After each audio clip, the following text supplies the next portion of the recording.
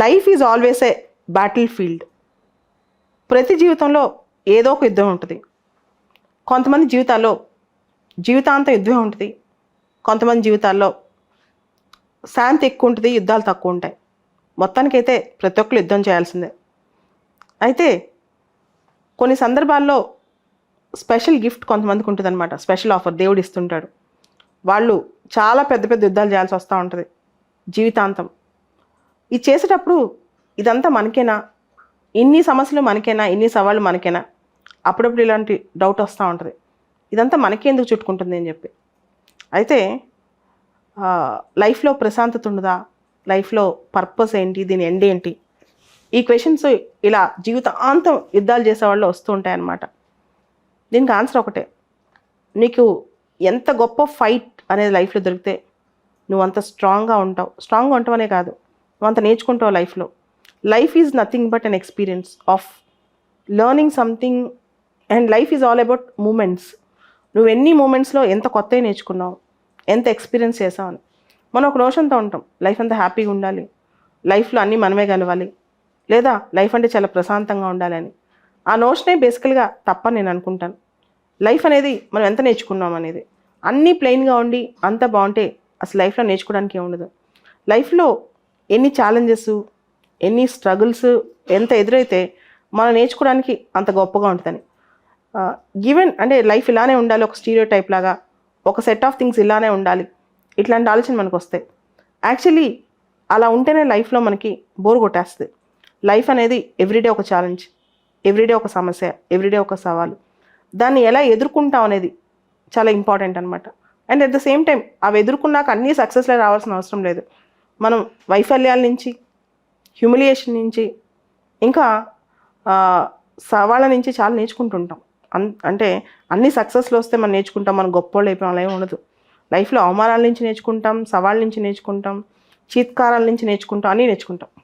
ఫైనల్గా నువ్వెంత స్ట్రాంగ్గా ఉండాలి అంటే, నువ్వు ఎంత డిటర్మైన్గా ఉండాలి అంటే, ఎన్ని వచ్చినా సరే నువ్వు చెక్కు చెదరకూడదు. నీలో ఉన్న స్థితప్రజ్ఞత అస్సలు మూవ్ అవ్వకూడదు అనమాట. అది చాలా ఇంపార్టెంట్.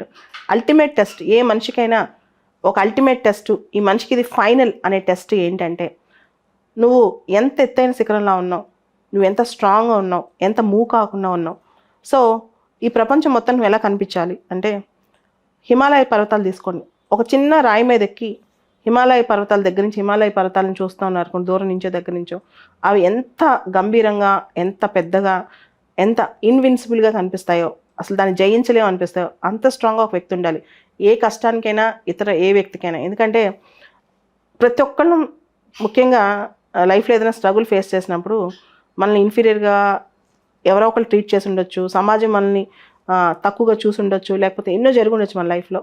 వాళ్ళందరూ ఏదో ఒక రోజుకి నీ లైఫ్లో మళ్ళా నువ్వేం చేస్తున్నావు, నువ్వు ఎక్కడున్నావు, నువ్వు ఏ విధంగా లైఫ్లో స్ట్రగుల్స్ని ఫేస్ చేస్తున్నావు అని ఎవ్రీబడి సమాజంలో తెలుసుకుంటూనే ఉంటారు. దాంతోపాటు సమాజానికి నేర్పించాల్సిన నీతి కూడా ఒకటి ఉంటుంది అనమాట. అదే నీకు ఎన్ని వచ్చినా, ఎలా ఉన్నా సరే, ఎంత స్ట్రగుల్స్ని ఫేస్ చేసినా, బీ లైక్ ఏ హిమాలయ పర్వతం ఎంత గంభీరంగా, ఎంత గొప్పగా, ఎంత పెద్దగా ఉంటుందో, తొణకదో బెనకదో, అదేవిధంగా నువ్వు కూడా అంత స్ట్రాంగ్గా ఉండాలి. అదే హ్యూమన్ లైఫ్ అనమాట.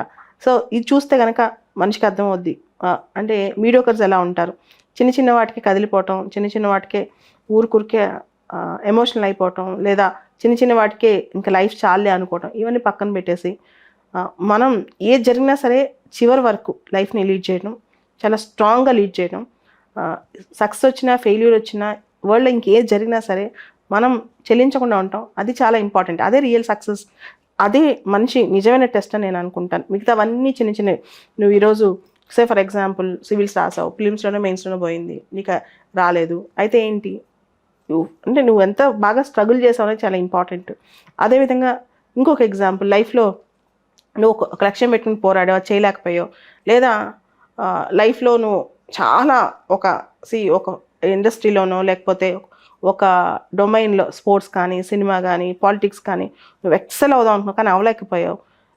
ఇవన్నీ ఒకసారి ఆలోచిస్తే లైఫ్ 100 years తర్వాత ఆ వ్యక్తి మొత్తం అన్ని ఎపిసోడ్స్ ఆఫ్ లైఫ్లో ఎలా బిహేవ్ చేశాడు, ఎంత స్ట్రాంగ్గా ఉన్నాడు, దాన్ని ఎలా హ్యాండిల్ చేశాడు, that is real life rather than టెంపరీగా నువ్వు ఫస్ట్ ర్యాంక్ వచ్చేసిన సివిల్స్లో, లేకపోతే నువ్వు అనుకున్నట్టు నువ్వు పెద్ద స్టార్ అయిపోయావా, లేకపోతే నువ్వు ఒక బిజినెస్లో మిలియనీర్ అయిపోయావు, ఇదంతా కాదు.